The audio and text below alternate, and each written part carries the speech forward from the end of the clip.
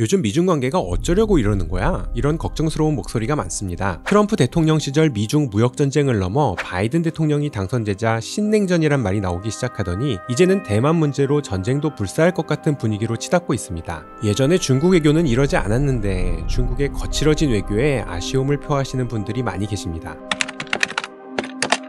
전랑외교, 늑대외교라고도 하는데요. 최근 중국의 공격적인 외교를 일컫는 말입니다. 전랑외교의 전랑은 싸울 전, 늑대랑, 원래 2015년에 개봉한 특수부대의 전랑이라는 중국 액션 영화에서 유래한 말입니다. 실버스타 스텔론 리즈 시절의 할리우드 액션 영화 람보가 자유와 정의를 수호하는 초강대국 미국의 모습을 람보라는 특수부대원의 활약을 통해 보여주려고 했다면 중국의 영화배우 우징이 주연한 특수부대 전랑의 주인공 렁펑을 통해 총알도 피해 다니면서 세계의 모든 악의 무리를 물리치고 세계 인민을 구원하는 중국의 모습을 보여주고 싶었던 것 같습니다. 2017년에 개봉한 전랑 2편의 마지막 장면에는 중국 여권이 등장하며 당신이 세계 어느 곳에 어떠한 위험에 닥치더라도 절대 포기하지 말아라. 기억하라. 당신 뒤에는 위대한 조국이 있다는 것을. 이런 말이 나오는데요. 그야말로 치사량 이상의 국뽕으로 눈물을 펑펑 쏟는 관객들이 많았습니다.